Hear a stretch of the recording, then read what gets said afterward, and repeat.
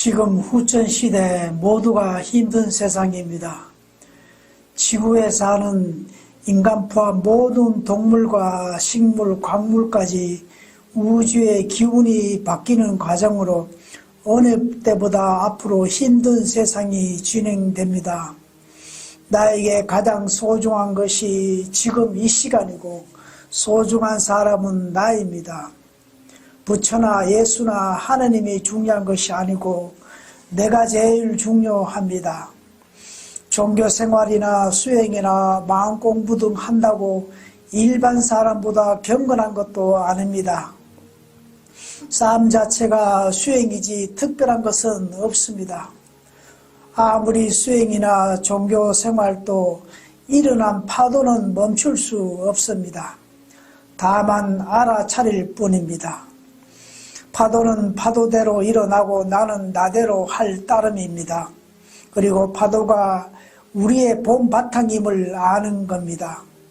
파도는 시시때때로 시절에 인연따라 나타났다 사라지는 반복합니다. 멈추게 할 수 없습니다. 우리의 마음도 늘 파도와 같습니다. 생각은 늘 환경이나 인연법에 의해 수시로 나타나는데 생각이 마음으로 가게 되는데 일단 마음으로 가면 실천하게 됩니다. 마음은 혼자 있기 싫어하고 무엇이 있어야 행복하다고 느끼는데 육신이 평안하면 다음에 마음이 생욕이나 명예 욕심으로 갑니다. 그것을 넘어버리면 그때서야 평안이 오는데 현실 삶에서 어렵습니다. 그냥 일어남을 아는 것이고 거기에 옷이 젖지 않게 하는 것입니다. 수행 중 최고 수행은 죽음을 인식하는 거라 부처님 말씀하셨습니다. 우리는 늘 세상으로부터 죽음을 인지하지만 자신에게 다가옴을 실감하지 못하며 영원히 살 것 같이 합니다. 무상과 죽음을 생각하는 명상은 모두 악업을 물리치는 최고의 명상이라 했습니다. 명상이란 의식하는 겁니다. 이제 갈 날이 몇 년 안 남았는데 어떻게 세상을 마무리할까 이런 명상 자주 하면 욕심이나 짐을 어느 정도 내려집니다. 저는 지금도 늘 함께 합니다. 죽음만큼 확실한 것은 없습니다. 그 어떤 것도 죽음 앞에 다 내려놓습니다. 그래서 죽음의 실상은 최고의 마음 공부입니다. 죽음이란 실상을 통해 세상의 그 어떤 것도 집착에 멀어지고 최고의 공부입니다. 성경에 잔치집에 가는 것보다 초상집에 가는 것이 낫다고 합니다. 지금은 세 사람만 모여도 한 사람이 스승이 될 수 있을 정도로 모두 지식이 차 있습니다. 우리는 삶에서 목격자나 손님으로만 살면 재미없을 겁니다. 살맛도 없을 겁니다.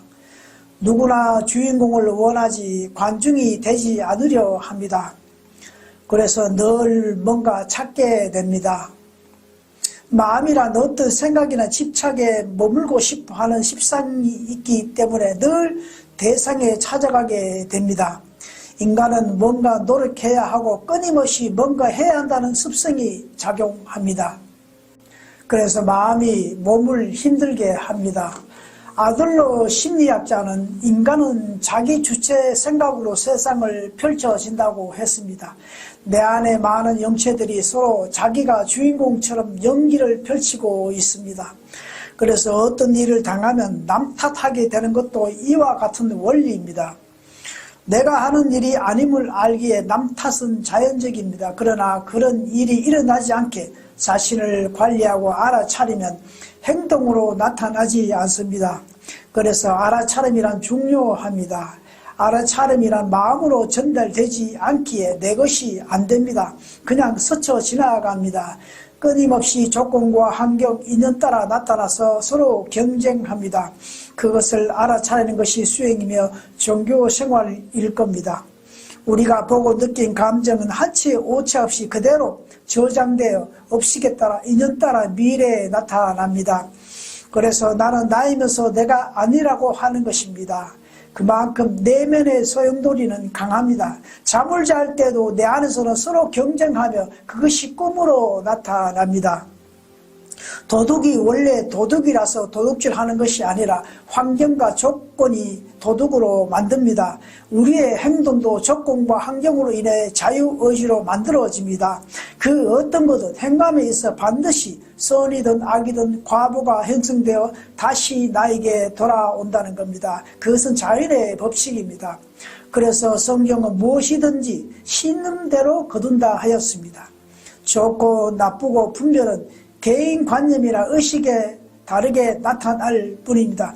이 세상에 그 어떤 것도 나쁜 것은 없습니다. 인간의 관념으로 바라볼 뿐입니다. 만약 더 이상 가치에 필요 없다면 스스로 사라집니다. 지구상의 많은 동물도 태어나 사라짐도 스스로 자연의 법칙에 따른 겁니다. 인간에게 그 어떤 것도 어떻게 바라보는가에 따라 다를 뿐입니다. 최고란 것도 상황과 여건에 따라 달라집니다. 태양도 여름과 겨울이 느낌이 다르듯 인간 또한 마찬가지일 겁니다. 좋은 것도 때론 귀찮을 때도 있습니다. 어떤 것이든 나에게 필요 이상 소유하게 되면 그 에너지가 자신을 힘들게 합니다.